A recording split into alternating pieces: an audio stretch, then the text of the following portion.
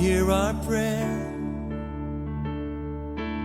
We are your children, and we've gathered here today.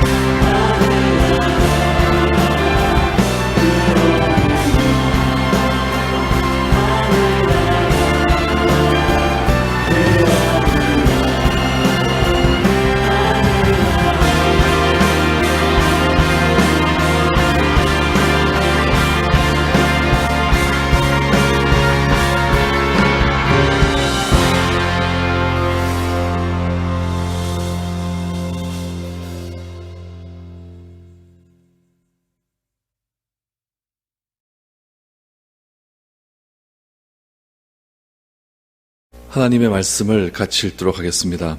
로마서 1장 1절에서 7절 말씀입니다. 로마서 1장 1절에서 7절 말씀 같이 보도록 하겠습니다. 제가 교독하겠습니다. 예수 그리스도의 종 바울은 사도로 부르심을 받아 하나님의 복음을 위하여 택정함을 입었으니 이 복음은 하나님이 선지자들을 통하여 그의 아들에 관하여 성경에 미리 약속하신 것이라.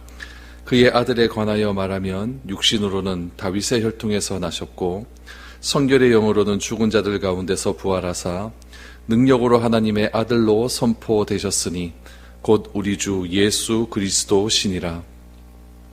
그로 말미암아 우리가 은혜와 사도의 직분을 받아 그의 이름을 위하여 모든 이방인 중에서 믿어 순종하게 하나니 너희도 그들 중에서 예수 그리스도의 것으로 부르심을 받은 자니라. 로마에서 하나님의 사랑하심을 받고 성도로 부르심을 받은 모든 자에게 하나님 우리 아버지와 주 예수 그리스도로부터 은혜와 평강이 있기를 원하노라. 아멘. 로마서는 신약 성경에서 교회사를 통해 큰 영향력을 미친 편지입니다. 바울이 제3차 선도 여행을 마치는 시점에 고린도에서 예루살렘 여행을 앞두고 기록이 된 편지가 로마서입니다. 바울은 스페인까지 이르는 로마 제국 서쪽 선교를 계획하며 로마 교회가 자신을 후원해 주기를 원했습니다. 그러므로 바울은 이 편지로 아직 만나본 적이 없는 로마 교회 성도들에게 자신을 소개하고 그 당시 어디서나 예상해야 했던 유대인 대적자들의 공격에 맞서서 자신이 선포해왔던 복음의 핵심을 로마를 방문하려고 준비하면서 이 편지를 먼저 보낸 겁니다. 로마서를 통해 바울이 말하고 있는 복음의 핵심을 우리가 잘 이해하고 믿고 실천함으로써 하나님의 백성으로 올바른 삶을 살아가는데 큰 기준이 되었으면 좋겠습니다. 비록 우리가 모여서 예배드리지는 못하고 있다 할지라도 하나님이 주신 이 복음의 진리의 말씀 속에서 우리가 든든히 서갈 수 있는 우리 미래로 교회 성도들이 될 수 있기를 소망합니다. 그리스 로마 시대의 편지는 보통 발신자의 이름 그리고 수신자의 이름과 기원을 기록함으로써 시작이 됩니다. 이 세 가지의 요소들이 오늘 본문 1절과 7절에서 그대로 발견이 됩니다. 우선 바울은 자신을 예수 그리스도의 종으로 소개를 합니다. 그리스도의 종은 노예의 신분의 비천함을 강조하기보다는 구약 성경에서 이야기하고 있는 모세나 또한 다윗이나 선지자들이 자신을 소개할 때 하나님의 종으로 소개했던 것처럼 하나님께 부름을 받아 특별한 직책을 수행하고 있는 것을 강조하기 위해서 바울은 예수 그리스도의 종이라고 하는 표현을 사용했습니다. 또한 사도로 부르심을 받았다라고 하는 말도 이런 의식을 반영하고 있습니다. 종과 사도가 결합되어 그의 특별한 직책과 권리가 바울을 부르시고 또한 보내신 예수님께 의존되었음을 강조하고 있는 겁니다. 예수님께서 바울을 사도로 부르신 이유는 하나님의 복음을 전파하기 위해 택정함을 받은 결과입니다. 오늘 본문 말씀 속에서 택정함이라고 하는 뜻은 구별되다라는 의미를 가지고 있습니다. 하나님은 이처럼 하나님의 복음을 전파하기 위해 특별히 구별된 자를 부르셔서 사용하고 있는 겁니다. 그렇다면 하나님께서 바울을 구별하셔서 전파하기를 원하는 복음이란 과연 무엇일까요? 바울이 선포해온 복음의 내용은 2절의 말씀처럼 하나님이 그의 선지자를 통해 거룩한 문서, 다시 말하면 구약 성경 안에 미리 약속하셨던 것이었습니다. 그 약속한 내용이 바로 그의 아들에 관한 것이었습니다. 그러므로 복음이라고 하는 것은 그의 아들, 곧 예수 그리스도를 뜻하고 있는 것입니다. 바울은 로마 교회가 자신을 후원하기를 원하고 있습니다. 그래서 바울 자신은 처음부터 사도가 예수님의 부르심에 의해서 되었다는 사실과 그가 전하는 복음의 내용이 구약에 예언되어 있는 그의 아들에 관한 것임을 분명하게 밝히고 있는 것입니다. 그렇다면 그의 아들에 관한 내용은 도대체 무엇일까요? 오늘 본문 3절, 4절 말씀해 보시면 바울은 그의 아들에 관한 내용을 두 가지로 요약해서 설명을 합니다. 첫 번째, 육신으로는 다윗의 혈통으로 나셨다라는 사실입니다. 또한 성결의 영으로는 하나님의 아들로 선포되었다라는 것을 먼저 아들에 관한 내용으로 요약을 해서 설명합니다. 여기서 육신의 영과 성결의 영, 이 두 가지를 대조하고 있는데, 이것은 예수님께서 구원 역사 가운데 존재하신 두 가지 시대를 묘사하고 있습니다. 예수님은 구약의 언약대로 다윗의 후손으로 이 땅에 오셔서 메시아의 사역을 성취하셨다는 것이며, 부활하신 후에는 성령의 사역을 통해 능력 가운데 하나님의 아들로 임명되셨다는 것입니다. 부활하신 예수님은 이제 하나님의 우편에서 능력으로 이 세상을 통치하고 계시는 것입니다. 이렇게 복음에 대해서 간략하게 설명한 바울은 5절의 말씀에 보면은 자신의 사도직에 대해서도 설명을 합니다. 바울은 은혜와 사도의 직분이란 말을 사용하고 있는데, 이 단어는 하나로 결합되어 은혜로운 사도직, 다시 말하면 사도의 직분과 사역이 가지고 있는 은혜의 성격을 말하고 있습니다. 바울의 임무는 그의 이름을 위하여 모든 이방인 중에서 믿어 순종하게 하는 것입니다. 그래서 그가 복음을 전해야 하는 대상은 바로 이방인임을 분명히 하고 있습니다. 바울은 하나님 아브라함의 언약에서부터 나타나는 모든 족속에 관한 약속들이 그의 복음 전파를 통해 실현되고 있음을 확신하고 있습니다.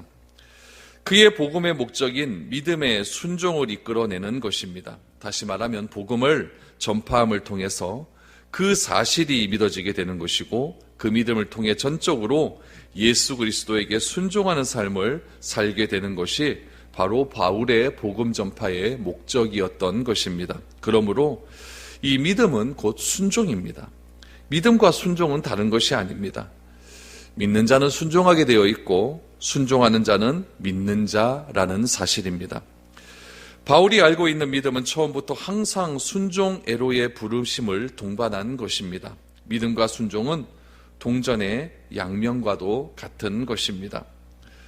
로마의 성도들은 거의 이방인들입니다. 바울은 로마의 성도가 이방인들이지만 그리스도를 믿어 구원의 자녀가 되었고, 그리스도의 부르심을 통해 하나님의 자녀가 되었다라는 사실을 6절에서 강조하고 있습니다. 그리고 바울은 7절에서 로마에서 하나님의 사랑하심을 받고 성도로 부르심을 받은 모든 자에게 기원을 하고 있습니다. 그 기원은 바로 은혜와 평강입니다. 이 두 단어, 바로 이 은혜와 평강이라고 하는 것은 바울의 복음이 가지고 오는 구원의 결과라는 사실입니다. 은혜는 피조물에게 조건 없이 주시는 하나님의 호의를 가리키며, 평강이라고 하는 것은 우리가 잘 아는 대로 샬롬이라고 말하는데, 하나님의 구원이 완전히 실현되는 진정한 의미의 평화를 뜻하고 있습니다. 바울의 이런 기원은 언제나 모든 수신자들에게 은혜의 방식으로 하나님의 샬롬이 실현되는 것이었습니다. 하나님의 종으로 새로운 인생을 살아가는 바울은 일평생 하나님의 나라와 그 의를 위한 삶을 살았습니다. 그는 사나 죽으나 자신이 하나님의 것이라고 고백하면서 은혜와 평강을 삶을 살았습니다. 우리의 삶은 과연 어떻습니까? 하나님의 전적인 부르심과 성령의 강력한 부르심에 의해서 우리는 순종에 의해 하나님의 자녀가 되었습니다. 우리가 구원을 받았다라고 하는 것은 내 의나 나의 선행으로 의한 것이 아니라 철저하게 하나님의 부르심의 결과인 것입니다. 그렇다면 우리들에게도 바울에게 허락된 이 은혜와 평강은 조건 없이 이미 보장되어 있다는 것입니다. 그 삶은 바로 믿음과 순종으로부터 출발이 되어진다는 사실입니다. 내가 순종하는 만큼 은혜와 평강은 나에게 임할 것입니다. 요즘 세상에 얼마나 불안의 시대를 살아가고 있습니까? 코로나 바이러스를 통하여서 많은 사람들이 사람과 만나는 것 자체를 불안해하고, 또한 사람과 사람 사이에 거리를 두고, 더 나아가서는 교회에 와서 예배를 드리는 것조차도 불안해하는 그런 시대를 살아가고 있습니다. 이런 시대 속에서 우리가 다시 한번 생각해 보아야 될 것은 과연 무엇일까요? 그것은 바로 하나님께서 우리에게 허락하신 것은 바로 구원받은 자에게 주시는 은혜와 평강의 삶이라는 것입니다. 이 은혜와 평강의 삶이 조건에 의해서 우리에게 주어지는 것이 아니라 모든 상황 속에서, 다시 말하면 범사의 모든 범사 속에서 은혜와 평강은 우리에게 보장되어 있습니다. 그렇다면 우리가 해야 할 일은 무엇일까요?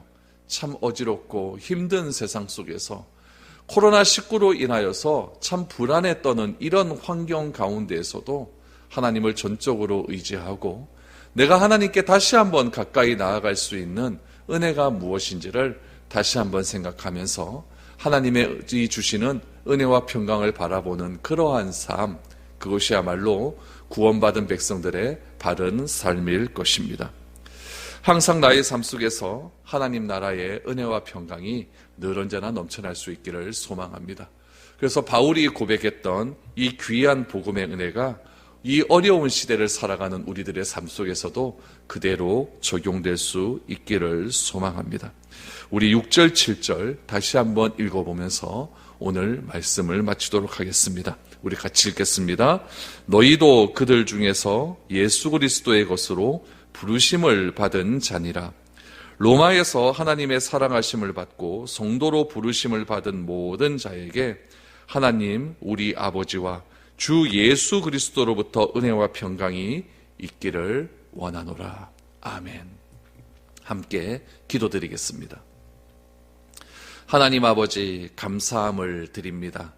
하나님께서 저희에게 귀한 은혜를 주시고 또한 평강을 허락하여 주시기 위하여서 이 어지러운 세상 가운데서도 예수 그리스도를 보내어 주시고 예수 그리스도를 믿는 자마다 구원함의 놀라운 은혜를 허락하여 주시어서 그 믿음과 순종을 바탕으로 통해 우리에게 귀한 은혜와 평강을 허락하신 하나님께 감사함을 드립니다. 하나님이 이 어려운 세상 속에서 우리가 해야 할 것이 무엇인지를 다시 한번 발견하며 나아가는 저희들의 삶이 될 수 있도록 은혜를 더하여 주시옵소서. 그래서 이 힘든 세상 속에서 하나님 우리나라가 좌로나 우로나 치우치는 삶이 아니라 끝까지 하나님을 바라보고 하나님이 주신 귀한 믿음 가운데서 우리의 자리를 잘 지켜 하나님이 주시는 은혜와 평강을 날마다 기억하며 살아가는 저희들의 아름다운 삶들이 될 수 있도록 하나님 도와주시옵소서. 오늘 인터넷으로 가정에서 예배드리는 사랑하는 성도들의 삶을 우리 하나님께서 귀하게 받아주시고 오늘 이 말씀 듣고 기도하는 가운데 하나님의 은혜와 평강이 각 가정마다 넘쳐날 수 있도록 주여 도와주시옵소서. 감사함을 드리오며 예수님의 이름으로 기도드리옵나이다. 아멘.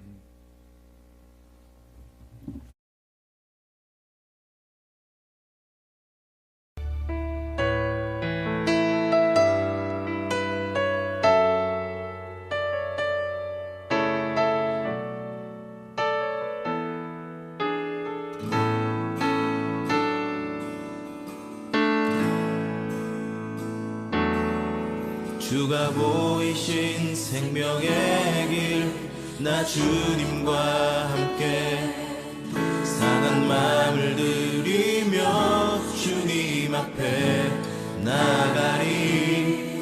나의 의로움이 되신 주 그 이름 예수, 나의 길이 되신 이름 예수. 나의 길 오직 그가 아시나니 나를 단련하신 후에 내가 정금같이